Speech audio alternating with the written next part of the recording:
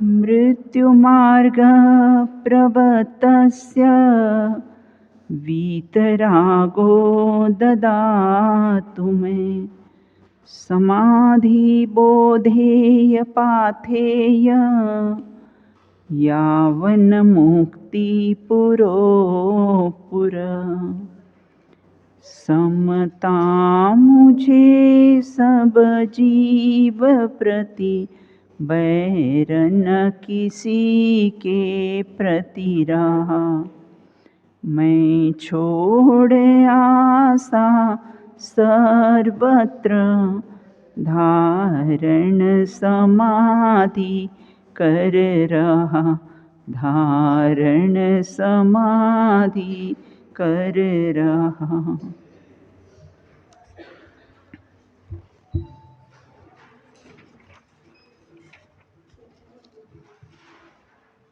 अपनी चर्चा यहाँ पर संलेखना अर्थात समाधि मरण पर अपनी चर्चा चल रही थी।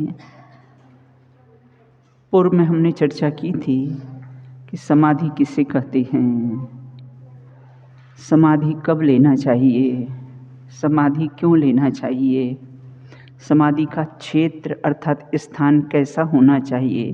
क्योंकि बुद्धिपूर्वक अगर समाधि लेते हैं ना तो उसका क्षेत्र व स्थान कैसे होना चाहिए, उस समाधि का काल कितना है, इत्यादि बिंदुओं पर कैसी है, हमने पूर्व में चर्चा की थी।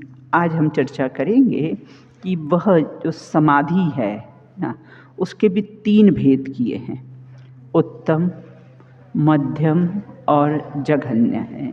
तो भक्त प्रत्याख्यान है वह जघन्य समाधि कही जाती है। इंगिनी है, इंगिनी मरण अर्थात वह कैसी होती है, मध्यम होती है। और प्रायोपगमन वह उत्कृष्ट समाधि कही जाती है। उसके बारे में आज हम चर्चा करेंगे।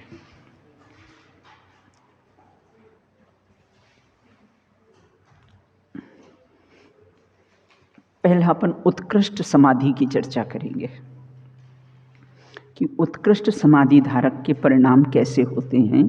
तो उत्कृष्ट प्रायोपगमन, तो प्रायोगमन ये उत्कृष्ट समाधि है। इसमें जो संलेखना धारक है वो स्वयं अपनी सेवा नहीं करता है। जैसे कदाचित अपना सिर में दर्द हो तो चलो अपने हाथ से ही अपने सिर को दबा ले, हाथ पैरों में कोई दर्द हो तो अपने हाथों से दबा ले, तो वह स्वयं भी स्वयं की सेवा नहीं करता है। क्योंकि अंतरंग में श्रद्धान है ना कि सेवा करने से इस आयु का एक पल भी घटता और बढ़ता नहीं है। इसलिए वो कैसा है, अपनी सेवा स्वयं भी ना बस अपने, वो तो निरंतर ना अपनी स्वभाव की सेवा करने में, अपने स्वभाव में लीनता, अपने स्वभाव में स्थिरता रहने का ही कैसा है, प्रयास करता है। इस देह की सेवा करवाने से है ना मेरे अनंत गुणों में एक गुण भी वृद्धि नहीं होगी। जनरली क्या होता है, परिवार में सेवा सुषुम्ना नहीं करता है ना कोई, तो हमारे परिणाम कैसे क्लेशित हो जाते हैं कि देखो ये कुछ सेवा सुषुम्ना ही हमारी नहीं कर रहे हैं, तो हमारे परिणाम कैसे क्लेशित हो जाते। तो ये याद कर लेना इसको कि मुनिराज जब प्रायोपगमन समाधि से अपना देह छोड़ते हैं, उनको अपनी देह स्वयं भी नहीं करते हैं और दूसरों से भी नहीं करवाते हैं। अपने को तो ऐसा लगता है कि अरे अरे देखो हॉस्पिटल भी नहीं ले गए, परिवार वाले ने सेवा सुषुम्ना भी नहीं की ना, तो तुरंत विचार कर देना उसका कि कैसा है, इस जिंदगी का एक पल भी कोई बढ़ा और घटा सकता नहीं है। कोई सेवा करे है ना तो कैसा है, इसके आयु कर्म की वृद्धि हो जाए, और सेवा नहीं करे तो कैसा है, आयु कर्म कैसा है ना घट जाएगा। तो विचार करना, कोई सेवा करे चाहे नहीं करे, हमें तो किसी से सेवा करवाना ही नहीं है ना।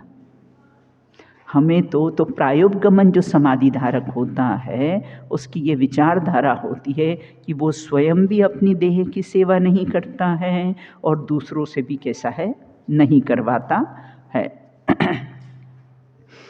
और फिर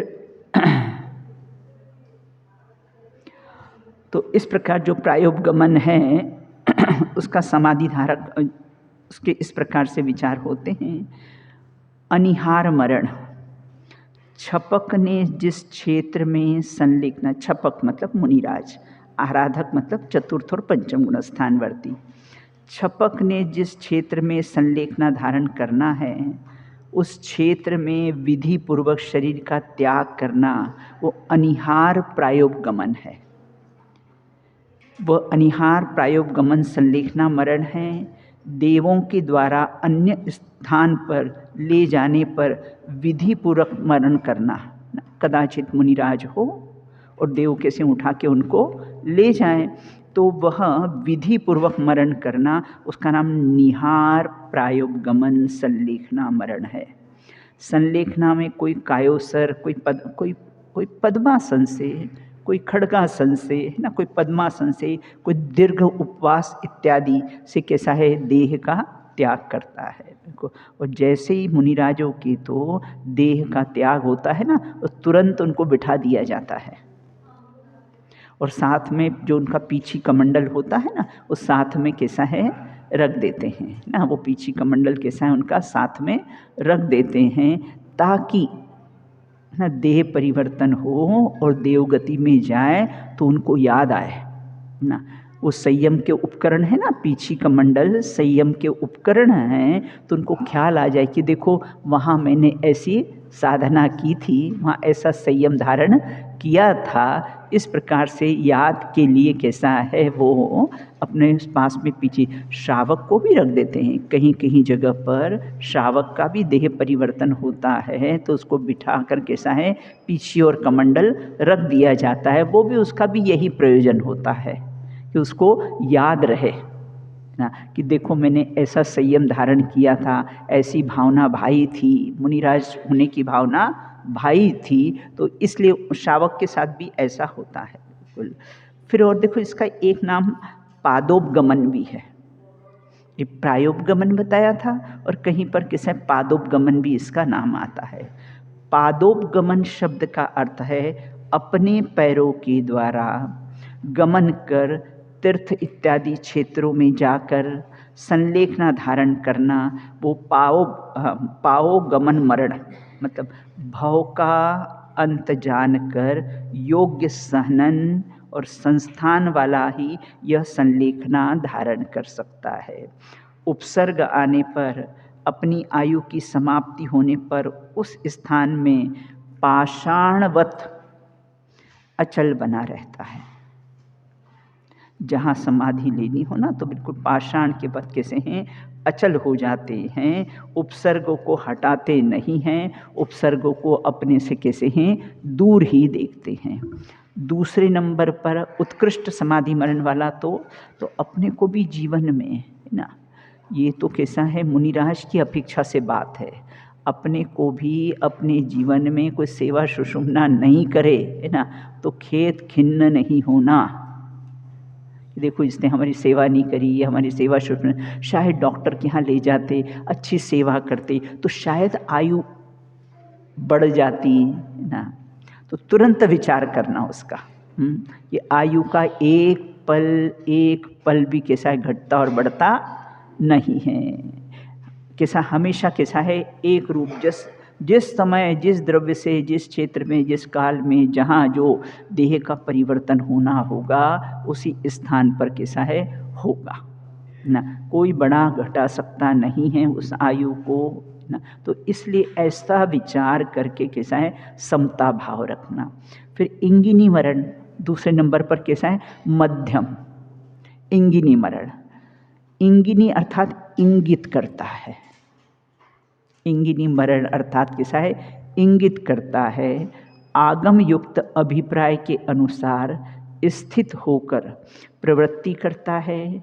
मुनिराज अपनी आयु की स्थिति अल्प जानकर हर्ष सहित संग का त्याग कर मन की ओर विहार कर जाते हैं। कहीं कहीं बार मालूम पड़ जाता नहीं कि अब आयु ज़्यादा शेष रहने वाली नहीं है तो कैसे हैं, वन की ओर विहार कर जाते हैं।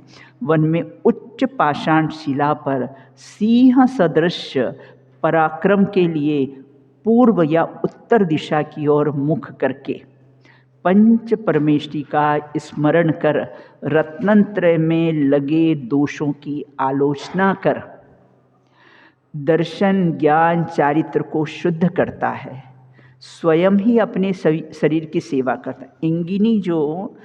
इंगिनी जब मरण होता है उसमें ये अपने शरीर की तो सेवा करे, प्रायोपगमन में तो अपनी स्वयं भी सेवा नहीं करे और दूसरों से भी सेवा नहीं कराता है। इंगिनी में कैसा है, दूसरों से तो सेवा नहीं कराता है लेकिन स्वयं तो कैसे अपने शरीर की सेवा करता है।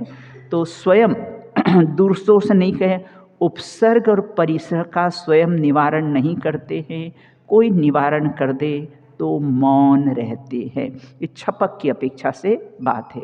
बाकी वासना प्रच्छन्ना धर्मोपदेश का त्याग कर मात्र अनुप्रेक्षा 12 भावना का बारंबार बारंबार कैसा है, क्योंकि वैराग्य उपावन माई है ना, 12 भावनाएं कैसी है, वैराग्य को उत्पन्न करती हैं, इसलिए कैसा है वो 12 भावनाओं का कैसा है चिंतन करते। अपने को भी प्रतिदिन 12 भावनाओं का चिंतन करना चाहिए। अपने को ऐसा लगता है ना, अपने को विरक्ति क्यों नहीं आती है, संसार शरीर भोगों से विरक्ति क्यों नहीं आ रही, क्या कारण है?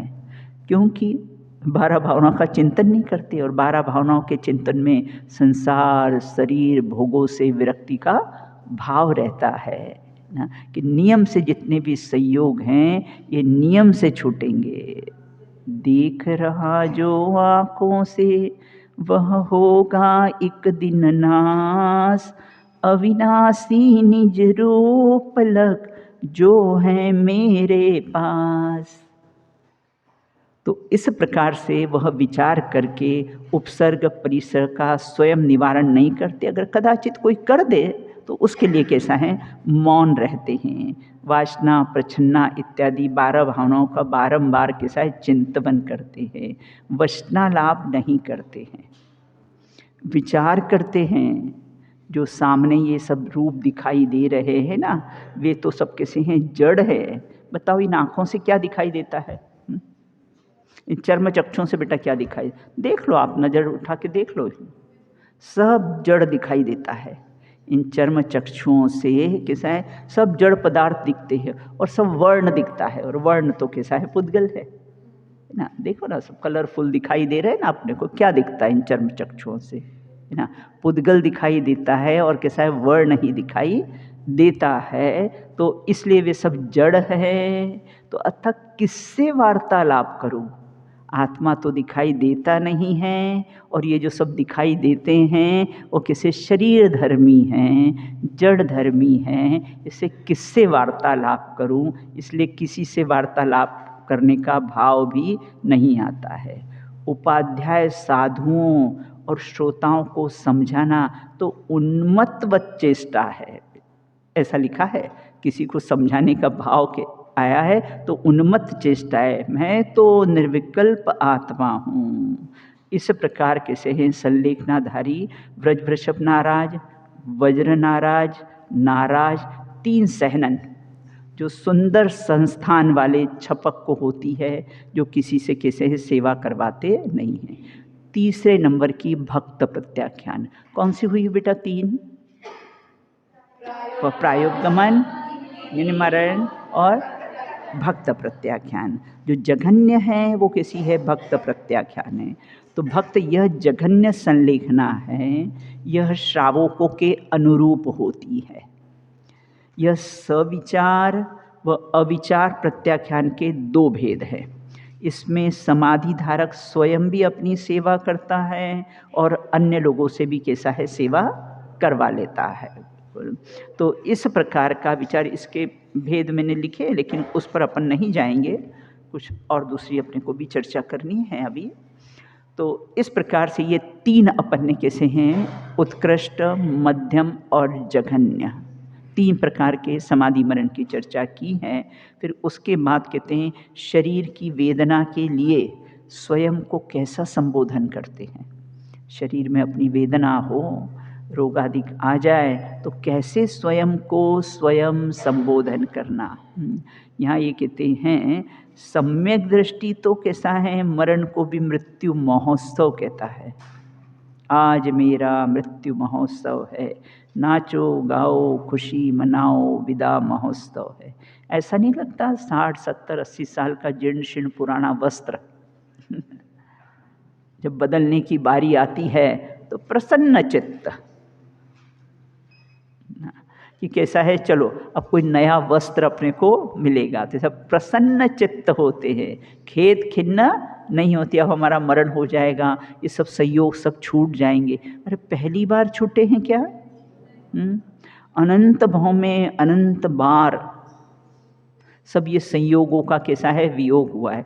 पहली बार कोई पति का वियोग नहीं हुआ है, पहली बार कोई पुत्र पुत्रादि का वियोग नहीं हुआ। अनंत भाव में अनंत बार इन संयोगों का कैसा है वियोग हुआ है। तो और संयोग के नियम से वियोग होगा ना, ये तो अकाट्य नियम है ना। ये तो अकाट्य नियम है कि नियम से कैसा है वियोग होने वाला है। देह का नियम से कैसा है वियोग होने वाला है। तो खेद खिन्न किस बात का? अरे जाएगी तो तीसरे समय दूसरी। अरे आँख की पलक झपके इसमें तो असंख्यात समय निकल जाते हैं। और तीसरे समय, असंख्यात समय बोला ना मैंने, तीसरे समय उत्कृष्ट तीसरे, 3 समय, चौथे समय में तो देह धारण कर ही लेता है और कदाचित ऋजु गति से गमन करे तो एक ही समय में कैसा है दूसरा शरीर धारण कर लेता है। तो इस प्रकार से विचार करते हैं कि भो आत्मन, ये जीर्ण शीर्ण दुर्गंधित कुटिया का त्याग कर नवीन सुसज्जित महल में अतीन्द्रिय आनंद के महल में पहुंचने का अवसर आ गया है। प्रसन्न हो जाओ, मुदित हो जाओ, अतीन्द्रिय चैतन्य रूपी महल में पहुंचने का, है ना। ये इसी के कारण कैसी है ये समाधि है। जीवन में कितने पेचेस लगा लगा के ऑपरेशन करवाते हैं, 4-5 ऑपरेशन तो मामूली है।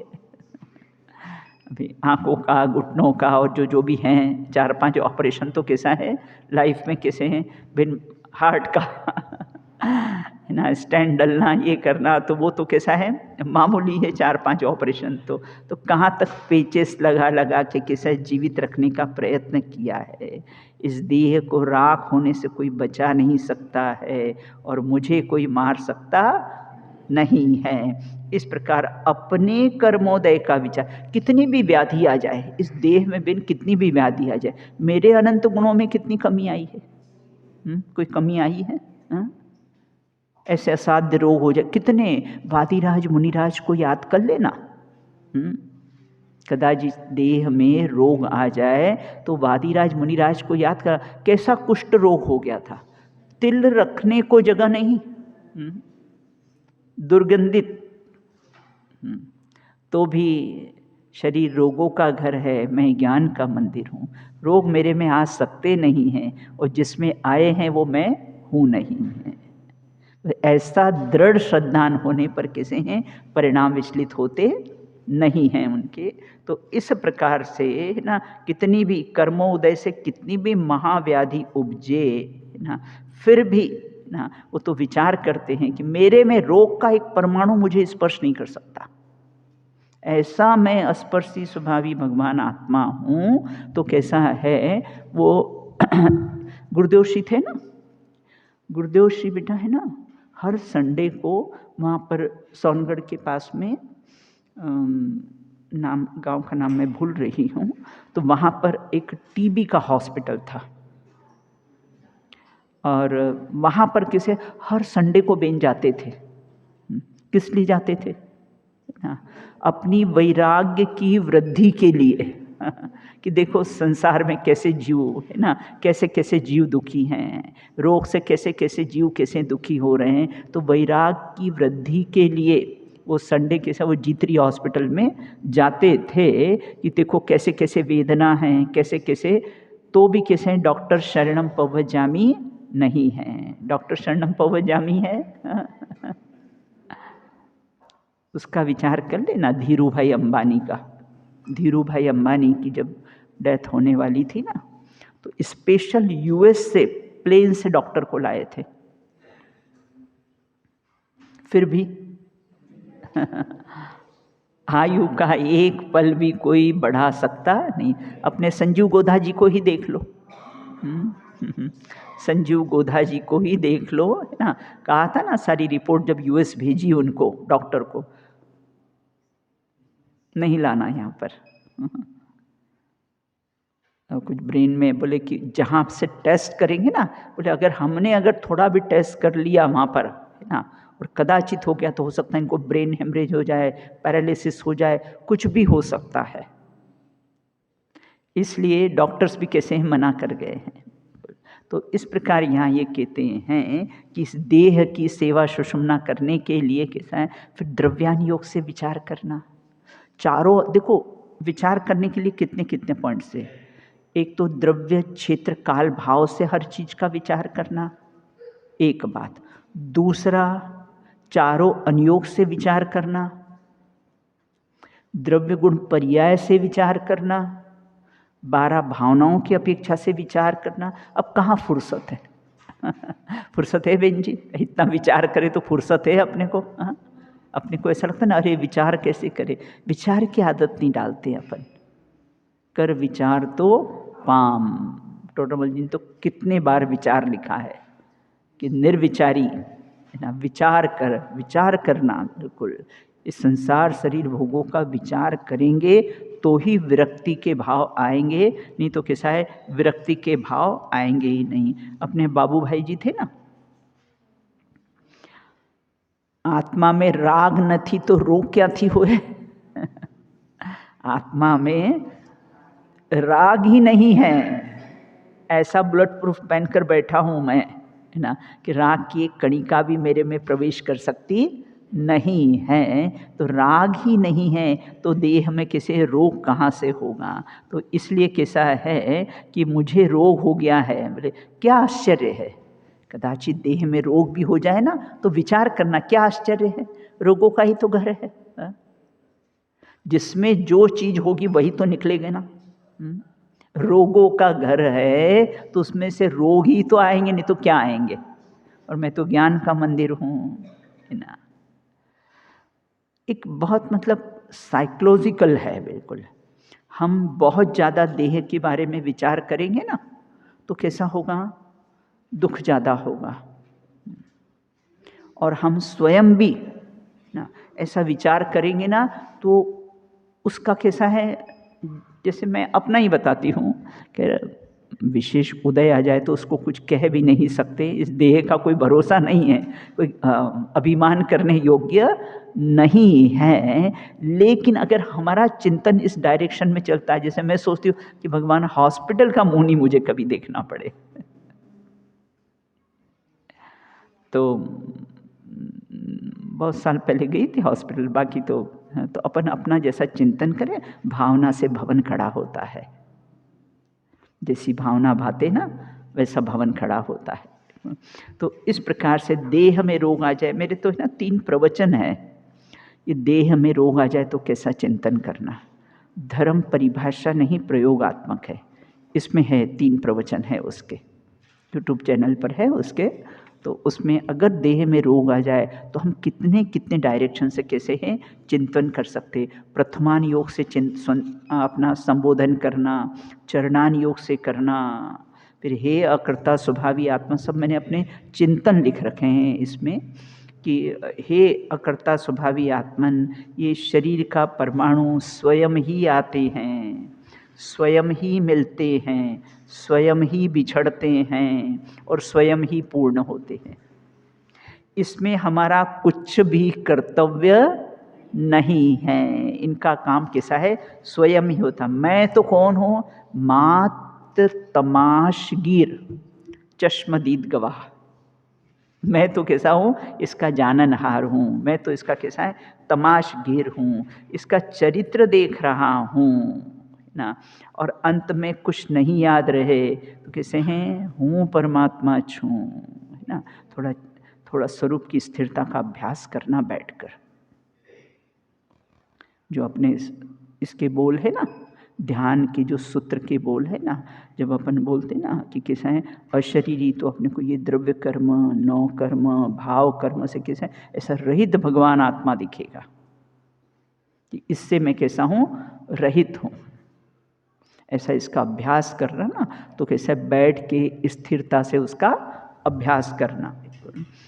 और आत्मा के प्रदेश न तो आते हैं, न तो जाते हैं, न तो मिलते हैं, न तो बिछुड़ते हैं, वे तो स्वयं ही पूर्ण है।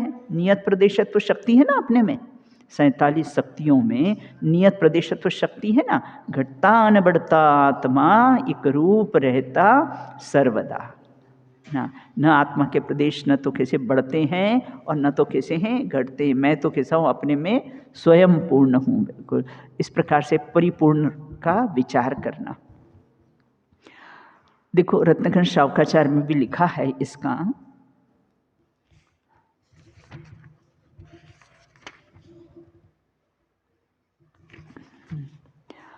महिमा बताई है समाधि की। कैसी है महिमा बताई है कि समाधि रूपी राजा बंदी ग्रह से मुक्त कराता है।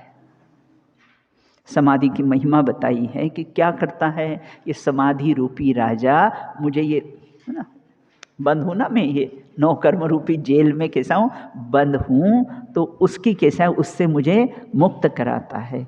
हे सुखार्थी, अनादिकाल से देह रूपी पिंजरे में मैं बंद था। यह आत्मा उस 9 कर्म रूपी जेल से कैसा है, मुक्त कराने में एकमात्र समाधि रूपी राजा ही समर्थ है। इस प्रकार से ना, देखो रावण ने मुनि को आज्ञा दी थी ना, सहस्त्र रश्मि, कि तत्काल मुझे मुक्त कर दिया है। उसी प्रकार समाधि रूपी राजा हमें इन भाव कर्म, ये 9 कर्म रूपी जेल है ना, तो ये शत्रुओं से तत्काल मुक्त करा देता है। सारे जीवन की साधना ही समाधि है। मैंने कहा ना, अगर देह समाधि से नहीं छूटे तो कैसा होगा, नियम से हाय हाय करके छूटेगा। क्योंकि देह के प्रति जो एकत्व और जो ममत्व बुद्धि है ना, उसके कारण कैसा है, यह नियम से हाय हाय करके कैसी है, ये देह छूटेगी। तो सारे जीवन की प्लान, सब जीवों को बिल्कुल जीवन में प्लान करना चाहिए कि देह छूटे तो समाधि पूर्वक। प्रतिदिन ये बोलना, प्रतिदिन भावना बनना, सम्यक का हो पालन हो अंत में समाधि, आत्म में समा जाऊं नस जाए आधि व्याधि। भावना से भवन खड़ा होता है। प्लान तो करें हम, अगर प्लान ही नहीं करेंगे तो, अगर प्लान, भावना से भवन खड़ा होगा। अगर भावना भाएंगे कि देह छूटे, वो देह छूटे उसके पहले हम देह को छोड़ देंगे, अर्थात उसके प्रति जो एकत्व बुद्धि है, जो ममत्व बुद्धि है, उसको हम कैसे हैं, छोड़ देंगे। और कैसा है समाधि, कल्प वृक्ष के समान है। देखो मैंने बताया था ना, अधिक से अधिक 7 या 8 भाव जो समाधि धारक होता है ना, उसके अधिक से अधिक 7 या 8 भाव बताए आगम में। इससे ज़्यादा उसके भाव कैसे हैं, होते ही नहीं हैं। अपने को करना है और जन्म मरण और रुलना है। यहाँ से जाओ फिर ABCD से शुरू करो ये देह परिवर्तन हो जाए, फिर ABCD से फिर शुरू करो, फिर सारे सहयोग जुटाओ। कल कहा था ना, यहाँ कितनी भी डब साबुन से नहाओ, अगले भाव में फिर बेबी जॉनसन से शुरू करना पड़ेगी। हाँ, तो इसलिए फिर वापस फिर ABCD से कैसा है शुरू करो, फिर सारे संयोग जुटाओ, फिर बंधुजन को सौंप कर सब चल दिए। तो कल्प वृक्ष के समान है। कल्प वृक्ष क्या करता है बेटा, इच्छित वस्तुएं देता है ना। ये आपने मॉडल में कहीं कल्प वृक्ष बनाए तो हैं, ये 10 प्रकार की कल्प वृक्ष बनाए हैं ना। हाँ? तो ये कल्प वृक्ष मतलब इच्छित वस्तुएं कैसी है, देता है, इच्छित वस्तुएं देता है। सिर्फ हेडिंग बेटा मैं पढ़ लेती हूँ, समय अपना हो गया है। समाधि मरण निर्वाण को देने वाला है ना, उसकी महिमा बताई है कि समाधि मरण कैसा है। समाधि रूपी राजा इस 9 कर्म रूपी जेल से मुक्त कराता है, कल्प वृक्ष के समान है। समाधि मरण निर्वाण को कैसा है, देने वाला है। और भी बहुत सारी बातें हैं, आपको इसको सुनना हो तो पूरे प्रवचन है मेरे उसमें यूट्यूब पे डले हुए हैं कि स्वयं को मतलब माता को कैसे संबोधन करना, परिवार वालों को कैसे संबोधन का, जो समाधि धारक है ना वो कैसे संबोधन करते हैं अपने माता पिता पत्नी पति को कैसे संबोधन करता है। हाँ बोलो बेटा।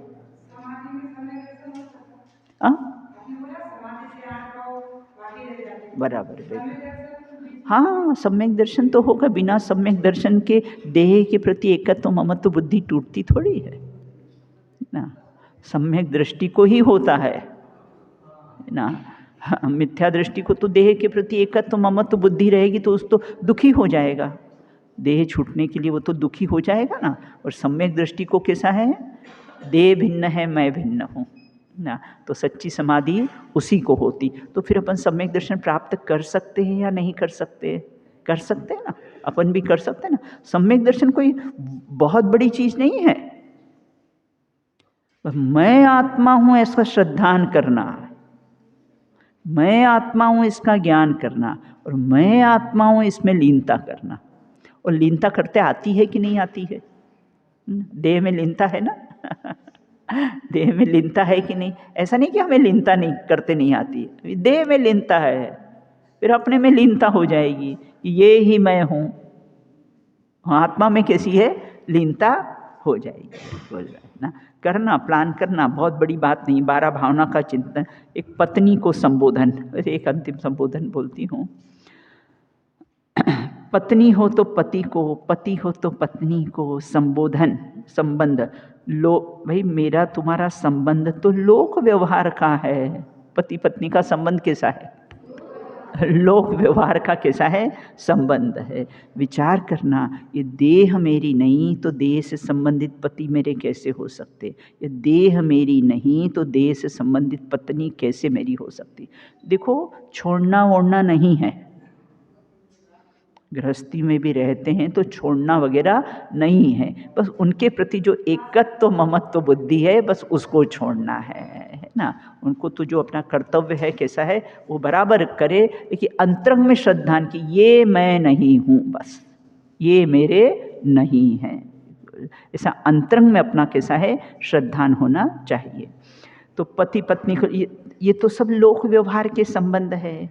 जगत में मुझे धर्म पत्नी और तुम्हें धर्म पति कहते हैं, हाँ मुझे धर्म पति और तुम्हें धर्म पत्नी कहते हैं। तुम मुझे धर्म साधना में साथ दो तो धर्म पति धर्म पत्नी कहलाने का प्रयोजन कब धर्म पत्नी कहलाएगी, कि जब तुम्हें कैसा है तुम मुझे धर्म में साथ दो तो कैसा है तुम धर्म पत्नी कहलाएगी। पत्नी के शरीर में स्थित आत्मा तुम सुनो, देहाश्रित तुम सुनो, देहाश्रित संबंध छूटने पर आर्त रौद्र ध्यान मत करना। कदाचित ये देह का परिवर्तन हो जाए तो तुम आर्त रौद्र ध्यान मत करना। संसार का विषय कषायात्मक गलियों में मत भटकना ना। अपने सम्यक ज्ञान रूपी पति के साथ रहना, शीलादि गुणों का पालन करना है ना। स्त्रीलिंग छेद कर अखंड सौभाग्य प्राप्त कर अपने ज्ञानानंद स्वभाव में विलास करना।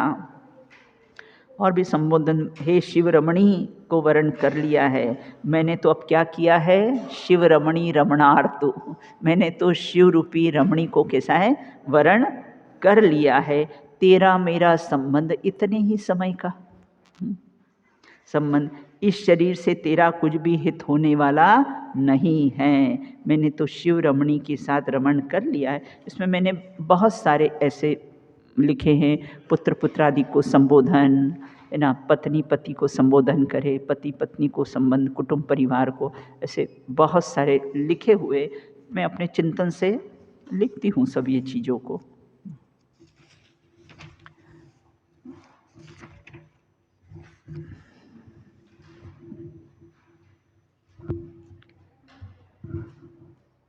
समाधि मरण निर्वाण को देने वाला है ना। समाधि मरण की तैयारी कब करना? अर्धमृतक सम बूढ़ापनो कब करना? कब करना? अर्धमृतक सम बूढ़ापनो कसे रूप लखे आपनो। हाँ, कब करना? अभी अभी अभी से समता भाव, अभी से उसकी तैयारी करना। मरण तो जब अंत समय होगा तब होगा, उसकी तैयारी कैसी है अभी से ही करना है। बिल्कुल। तो इस प्रकार से समाधि मरण अमृत देने वाला है, ये उत्तम गति का प्रदाता है। समाधि मरण आनंद प्रदाता है, आनंद को कैसा है? देने वाला है। और ये समाधि मन निर्भय बनाता है। बहुत सारे पॉइंट्स लिख रखे हैं इसमें ना। अमरचंद दीवान की आपको मैंने कहानी सुनाई थी ना, कि फांसी की जब सजा दी थी तो अंत में कैसा है? समाधि उन्होंने धारण कर ली थी। इस प्रकार से चर्चा की है। बस अब चर्चा पूरी हो गई। अब कल का पीरियड तो नहीं होगा क्योंकि कल मुझे निकलना है। तो बस ये अपना विषय पूरा हुआ। और क्या शिक्षा मिली अपने को इससे? ये शिक्षा मिली कि अपन भी अपने जीवन में प्लान करें कि देह छूटे तो कैसा है? समाधि पूर्वक छूटे है। ये हमको कैसी है? शिक्षा मिली है। अंत में बेटा अपन 2 पंक्तियाँ बोलते ना, वो बोल देंगे। लीन हो समाधि में हम मुक्त हो रहे, हम मरेंगे नहीं, हम अमर हो रहे। शुक्ल ध्याओं के बल श्रेणी चढ़ने लगे, कर्म झड़ने लगे, मोक्षपुर जा रहे, कर्म झड़ने लगे, मोक्षपुर जा रहे। और प्रतिदिन भावना भाना, सिद्धों की श्रेणी में आने वाला मेरा नाम है। तेरा नहीं बेटा, मैं सिद्धों की श्रेणी में आने वाला मेरा नाम है ना। इस प्रकार कुछ कुछ भावनाएं प्रतिदिन भाना। और जब भी सिद्धों की श्रेणी बात, तो अपने ज्ञान का गे वह सिद्ध शिला जहाँ पर अनंता अनंत सिद्ध परमेष्टि विराजमान है, ज्ञान का गे कैसा है अपना, वो बनना चाहिए। तो हम सब लोग अपना देह के साथ समाधि पूर्वक छूटे, इसी मंगल भावना के साथ अपनी बात को विराम करें।